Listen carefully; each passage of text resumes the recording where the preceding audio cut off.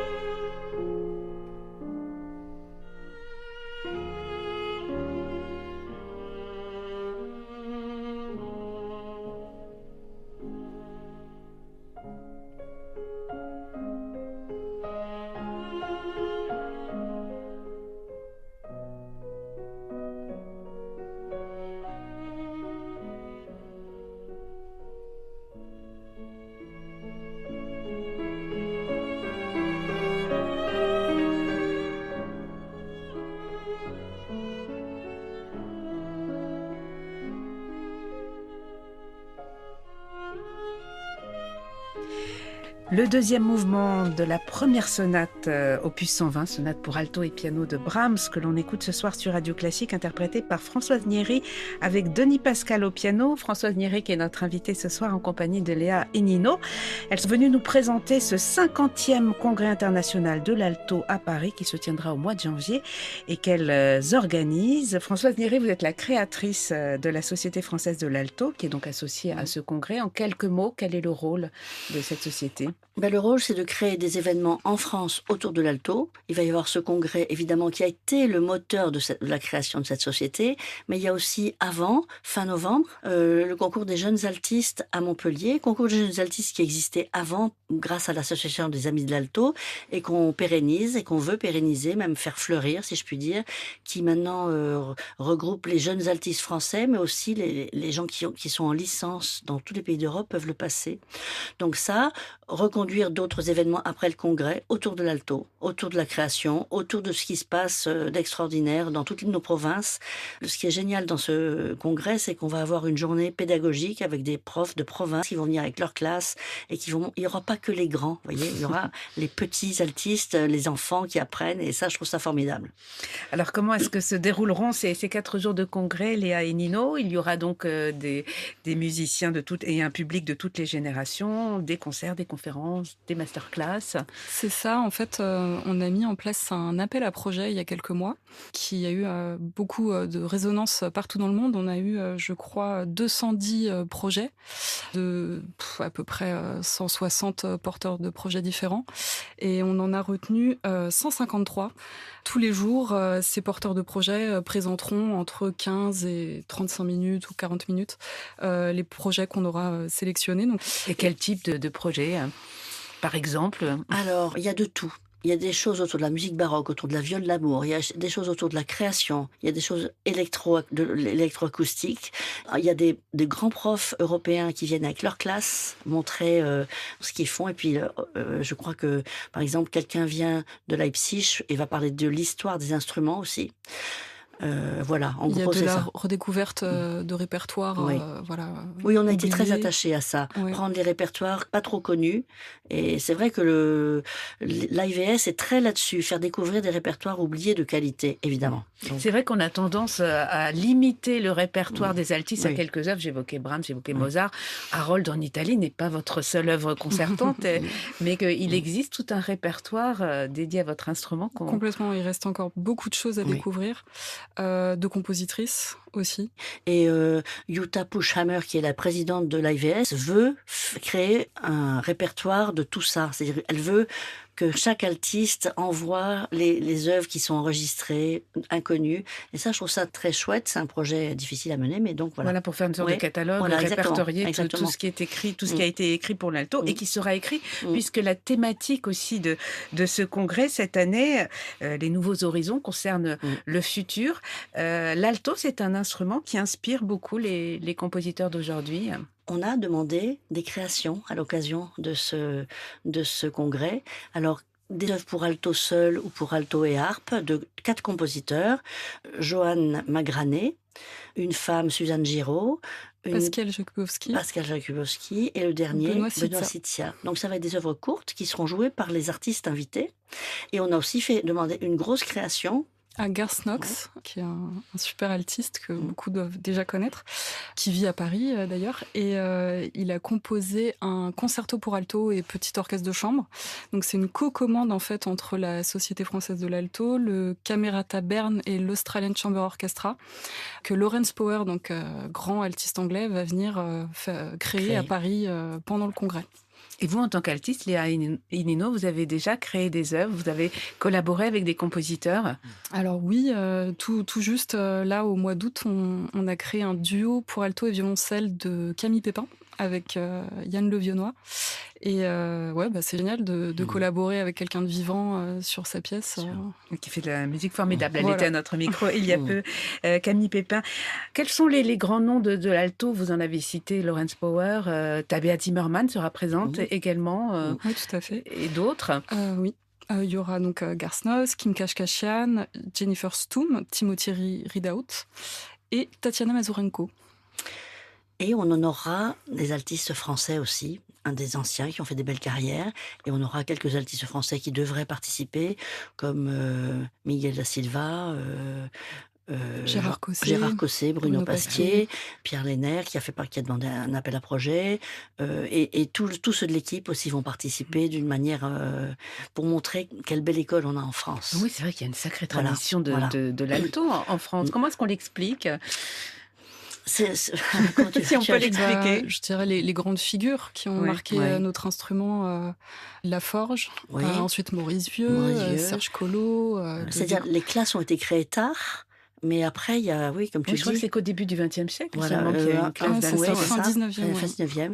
Et c'est vrai que quelques profs aussi ont permis l'émergence. Bon, Ouais. Serge Collot en est un très important. Après, c'est aussi, je vais vous dire, je pense quelque chose qui a renforcé ça, c'est la chance d'Erasmus. Erasmus qui permet des échanges de tous les étudiants dans l'Europe, et il y a des rencontres incroyables qui se font comme ça. Et je pense que ça fait des germes qui donnent ce qu'on a maintenant. On va écouter l'un des brillants représentants de la nouvelle génération de l'alto. Alors, il est anglais, hein, c'est pas l'école française, mais on écoutera Léa tout à l'heure. C'est Timothy Ridout qui sera présent donc au congrès. Et comme c'est un congrès qui met en avant la création, qui met en avant ses nouveaux horizons, j'ai choisi de vous faire entendre un extrait d'une pièce assez fascinante d'une compositrice d'aujourd'hui, l'américaine Caroline Shaw, une pièce pour alto seul qui a été écrite à l'origine pour violoncelle, mais qu'elle a réécrit pour alto et qui fait référence à l'univers de Thomas Tallis. C'est une œuvre qui date de 2009.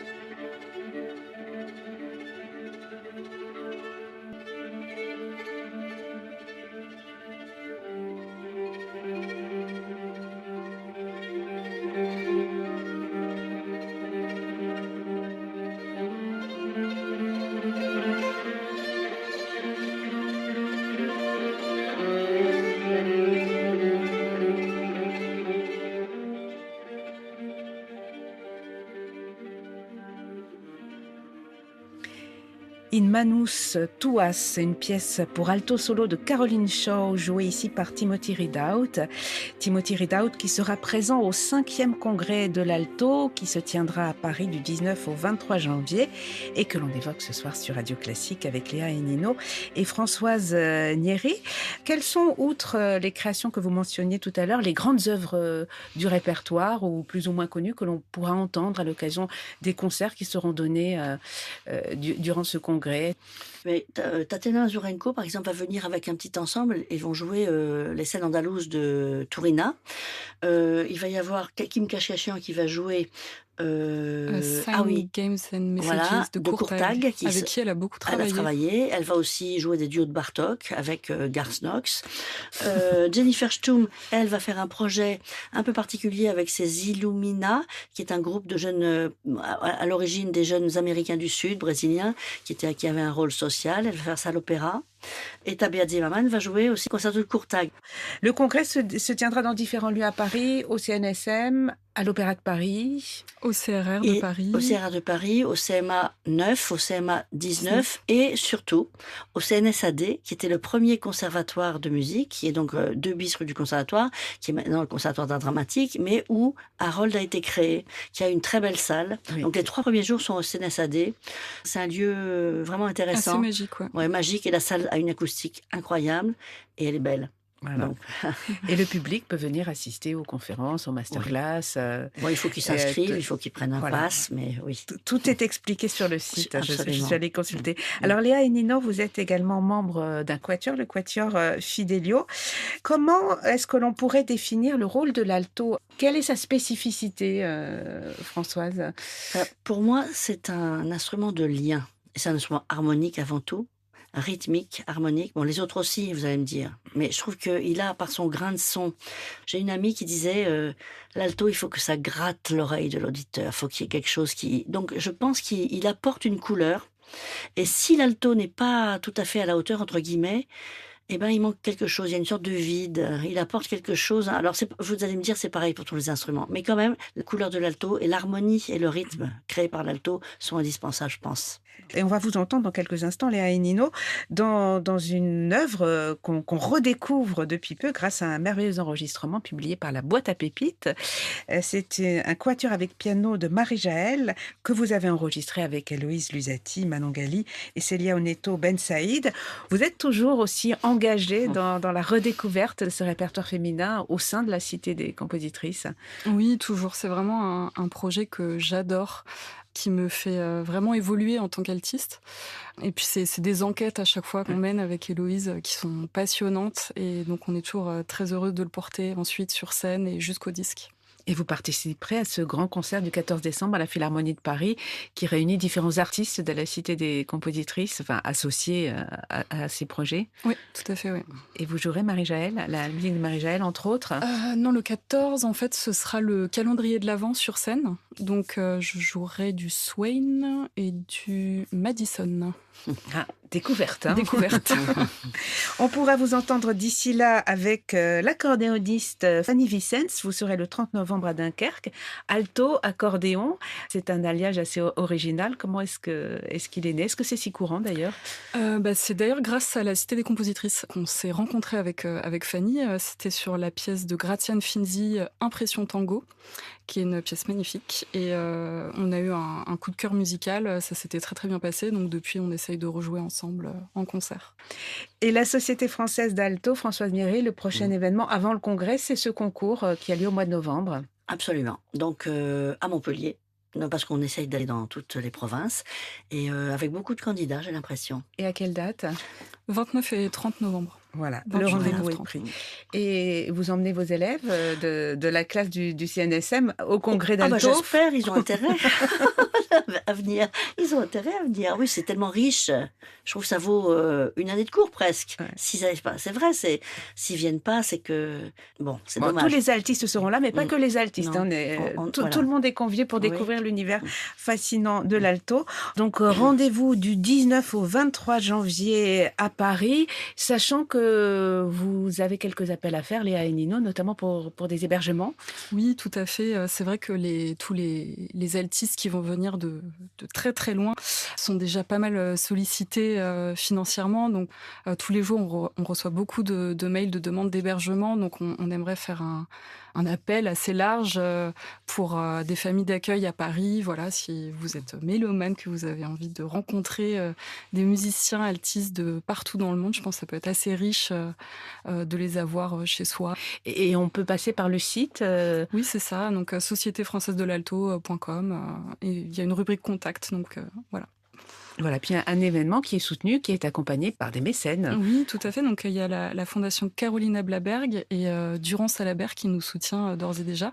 Mais on est ouvert aux dons, Oui, évidemment, oui. qui seront défiscalisés. Donc, pareil, sur le site de la Société française ou sur le site du 50e Congrès international de l'Alto, vous pouvez retrouver toutes les informations pour nous soutenir et nous aider.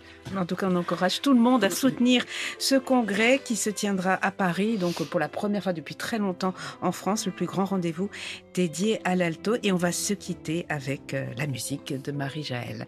Merci Françoise Nieri et Léa et Nino. Merci à vous. Merci.